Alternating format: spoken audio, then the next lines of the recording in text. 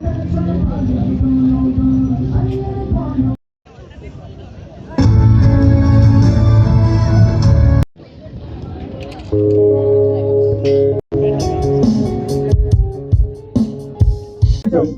গণভোটে অবশ্যই আপনার সিদ্ধান্তে আমি নরমালি সাইলেন্ট করে রাখি, যখন ফোন ওপেন করছি তখন দেখি রিপোর্ট আসে যে টেক্সটটা ডেলিভারি হয়েছে, আমি সাথে সাথে ফোন দেই। এই যে শাস্তি দেখতে চাই, তা আমরা এই জিনিসটা বুঝি যে জুলাই গণ অভ্যুত্থানকালে হিসেবে আরো উপস্থিত আছেন জনাব মোহাম্মদ এনামুল আহসান, জেলা প্রশাসক। পরিবর্তে আগামী দিনের বাংলাদেশ, নতুন বাংলাদেশ।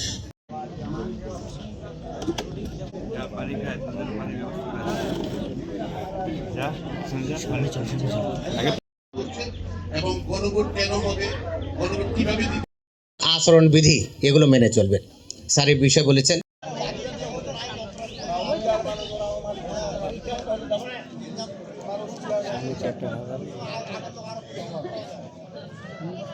আমি আপনাদের সকলকে অনুরোধ করব, আপনারা এই গণভোট এবং জাতীয় সংসদ যে ভোট সেই সম্পর্কে একে অপরে আমরা জানবো, এই এবং সেই জানা তথ্যগুলো একে অপরের মধ্যে আমরা প্রচার করব।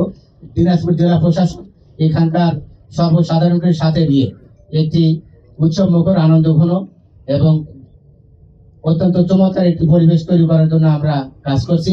ইনশাল্লাহ আমরা আশা করি যে আগামী 12 ফেব্রুয়ারি অত্যন্ত আনন্দঘন উৎসব মুখর পরিবেশে জাতীয় সংসদ নির্বাচন এবং গণভোট নির্বাচন অনুষ্ঠিত হবে এবং সারা দেশের মানুষের মতো দিনাজপুর জেলার প্রায় 27 লক্ষ ভোটার তার নিজের যে ধ্যান ধারণা, নিজের যে অভিমত তা ব্যক্ত করে একটি শক্তিশালী সরকার গঠনের মাধ্যমে দেশের গণতন্ত্র এই জোরদারকরণে তার নিজের ভূমিকা রাখবে। বাংলাদেশ, হায় হায় বাংলাদেশ, বাংলাদেশ, বাংলাদেশ, বাংলাদেশ।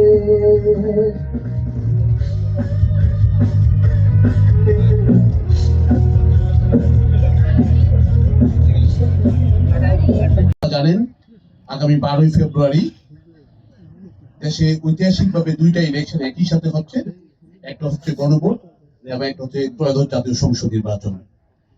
ত্রয়োদশ জাতীয় সংসদ নির্বাচন এবং গণভোট উপলক্ষে আমাদের মাননীয় প্রধান উপদেষ্টা যে কথা বলেছেন যে এইবারের এই নির্বাচন হবে একটি ঐতিহাসিক নির্বাচন, একটা ইউনিক নির্বাচন।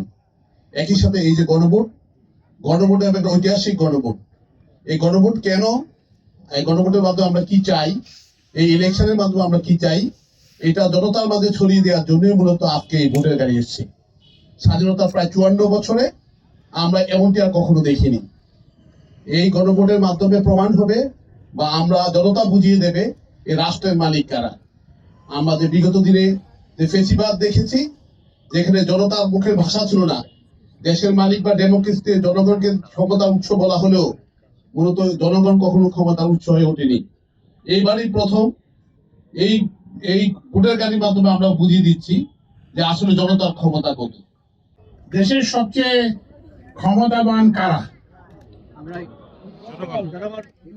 আপনি মনে করবেন না যে প্রধান উপদেষ্টা কিংবা রাষ্ট্রপতি কিংবা আমি উপদেষ্টা হিসেবে আমার ক্ষমতা আছে। আমাদের যে কারো থেকে আপনাদের ক্ষমতা অনেক বেশি, এবং সেই ক্ষমতাটাকে জাহির করার দিনটাই হচ্ছে 12 ফেব্রুয়ারি। এই নির্বাচন কিন্তু আগের একটা বাধা ধরা নির্বাচনের মতো নয়। আমাদের যে অন্তর্বর্তীকালীন সরকার, আমাদের কোনো দল নাই, তো সুতরাং আমরা সবার জন্য সরকার। যে এই যে জুলাই যে অভ্যুত্থান হয়েছে সেটা হয়েছে মানুষ ভোট দিতে পারে না এই জন্য, কিংবা ভোটের হিসাব হয় না ঠিক মতো, এবং ওই যে তারা যাদেরকে নির্বাচিত করতে চেয়েছিলেন তাদেরকে নির্বাচিত হতে দেওয়া হয় নাই। তো এই জন্যই এই যে 12 ফেব্রুয়ারি যে নির্বাচন সেটা হবে সম্পূর্ণ ভিন্ন। এখানে আপনি আপনারা যাকে চাইবেন নির্বাচিত করতে, তিনি যে দলের হোক না কেন, যে ধর্মের হোক না কেন, যে বর্ণের হোক না কেন, যে গোত্রের হোক না কেন, তাকে আমরা বিজয়ী হিসেবে দেখতে চাই। একটা যে নির্বাচন হচ্ছে এটা কিন্তু আমাদের আগামী 50 বছরের ভাগ্য নির্ধারণ করবে। এটা কিন্তু একটা 5 বছরের নির্বাচনের জন্য না, কারণ এর মধ্যে আমরা একটা জানেন যে এই আরেকটা ভিন্ন জিনিস হচ্ছে যে এই নির্বাচনে একটা গণভোট হচ্ছে।